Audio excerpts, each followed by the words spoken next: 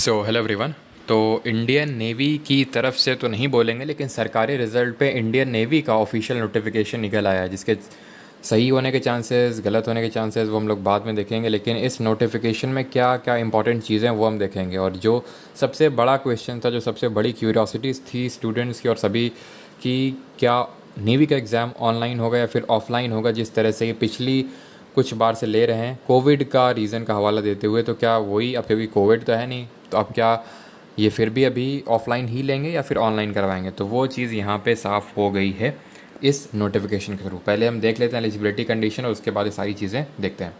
Eligibility condition वही same आप देख सकते हो यहाँ पे। वैकेंसीज़ पहले तो लिखी हुई है 2800 टोटल वैकेंसीज़ हैं, इंक्लूडिंग अ मैक्सिमम, यानी कि इसी में इंक्लूडेड हैं 560 फीमेल की जो वैकेंसीज़ हैं, ठीक है। यानी कि तकरीबन 2240 आप मान सकते हो किसकी हो जाएंगी, मेल कैंडिडेट्स की वैकेंसीज हो जाएंगी, ठीक है।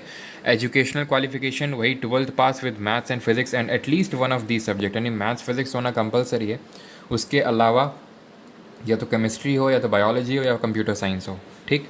एज आपका ये है, ठीक है, 1 नवंबर 1999 से लेकर 30 अप्रैल 2005, यानी कि रिलैक्सेशन यहाँ पे दिया हुआ है। इसके बाद अगर हम बात करें लीव, देख लो, पे एंड अलाउंसेस, सेवानिधि पैकेज, ये तो हम जाने कब से देखते ही आ रहे हैं कितना क्या सेवानिधि पैकेज मिलेगा। मेन जो मुद्दे की बात है दैट इज़, ये सब देख सकते हो, enrolment at sailors, naval pension regulations. Main है सिलेक्शन प्रोसेस। शॉर्ट लिस्टिंग किस बेसिस पे होगी? Short listing of candidates would be based on aggregate percentage obtained in physics, mathematics and at least one of the subjects जो भी मैंने बताया ऊपर, chemistry, biology, computer science, in the qualifying examination 10+2। Shortlisting will be carried out state-wise in a ratio of 4 times the number of vacancies। इसका मतलब है कि 4 गुना students particular state की जितनी वैकेंसीज़ हैं उसका। फॉर एग्जांपल मान लो किसी स्टेट में 100 वैकेंसीज है, तो वहाँ से सिर्फ 400 स्टूडेंट बुलाए जाएंगे। कौन से 400 स्टूडेंट बुलाए जाएंगे? उसका बेसिस क्या होगा? सिलेक्शन का बेसिस होगा आपका 12th का जो परसेंटेज होगा, जो आपने 12th में फिजिक्स मैथ्स, और फिजिक्स मैथ्स के अलावा इन सब्जेक्ट्स में से कोई एक सब्जेक्ट में जो आपकी परसेंटेज होगी, उस बेसिस पे यहाँ पे शॉर्ट लिस्ट करेंगे, उसके एडमिट कार्ड भेजेंगे। Short listing will be carried out state wise in a ratio, जिसने होता है 4 times the number of vacancies. The cut off marks में vary from state to state as vacancies have been allocated in a state wise manner. तो ये cut off जो है, अब ऐसा नहीं कि यहाँ से किसी पर्टिकुलर हरियाणा से फॉर एग्जांपल 94% वाले लिए जा रहे हैं, तो आपके केरल से भी 94% हो सकता है, वहाँ पे 80% में भी सिलेक्शन हो जाए, बिकॉज वो डिफ़र करेंगी नंबर, वो काफ़ी सारे फैक्टर्स पर डिफ़र करेगा।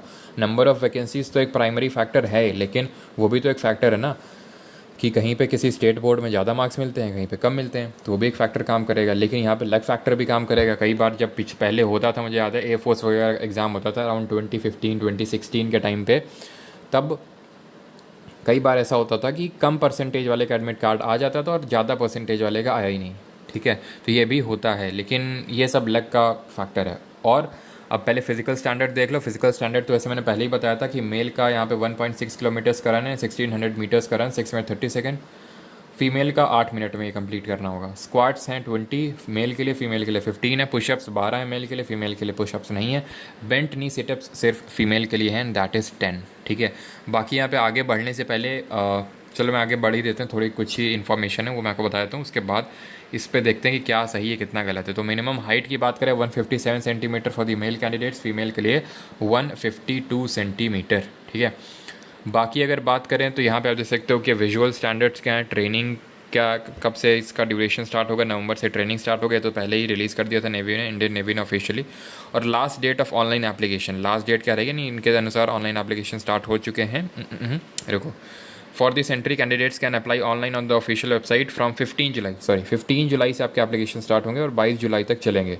अब यहाँ पे देख लेते हैं कि इसकी कितनी रियलिटी है, और क्या 100% हम श्योरिटी के साथ बोल सकते हैं कि नेवी का एग्ज़ाम ऑफलाइन होगा। सबसे पहली बात तो ये समझ के कि ये देख के कि 4 टाइम्स कैंडिडेट्स को बुलाएंगे ये, ठीक है, और परसेंटेज के बेसिस पे। और एक चीज़ आपने पहले नोटिस किया होगा कि एग्ज़ामिनेशन का और फिज़िकल का डेट ये अक्टूबर में ही दे रखे हैं, कॉमन दे रखे हैं, तो इसी वजह से ये एक वो भी जा रहा है कि यहाँ पे एग्ज़ामिनेशन जो है वो ऑफलाइन होगा। तो इसकी कितनी, मतलब यहाँ से तो पूरा, अगर ये नोटिफिकेशन सच है तो ऑफलाइन ही होगा, लेकिन ये नोटिफिकेशन सच होने की कितनी प्रोबेबिलिटी है? तो देखो, एक बार ऐसा हुआ कि सरकारी रिजल्ट पे ही नेवी का नोटिफिकेशन आया और फिर नेवी ने वापस ले लिया, सॉरी, सरकारी रिजल्ट ने उसको वापस ले लिया, ठीक है, उसको नेवी ने फेक बता दिया। तो यहाँ पे मैं ये तो नहीं बोलूँगा 100% है, लेकिन हाँ ये 90% आप सच मान सकते हो। बाकी 10% का लेवरेज छोड़ सकते हैं नेवी पे। अभी 10% का जो लेवरेज छोड़ा है नेवी पे, वो कुछ दिन में आपको नेवी में क्लियर ऑफिशियली जब आ जाएगा नोटिफिकेशन ऑफिशियल वेबसाइट पे, तब चीज़ें क्लियर हो जाएंगी। बट अभी के लिए आप मान सकते हो कि हाँ ये ऑफलाइन होगा। और लेकिन वही है कि this should not affect your preparation of air force exam in any way. जो भी खासकर ग्रुप एक्स या ग्रुप एक्स वाई की कैंडिडेट्स हैं उनके लिए मैं बात कर रहा हूँ। बाकी क्लासेस आपकी रेगुलर बेसिस पे चल रही हैं, चाहे वो इंग्लिश की हो, चाहे जीके की हो, मैथमेटिक्स की सारी क्लासेस रेगुलर बेसिस पे चल रही हैं, यू कैन चेक आउट।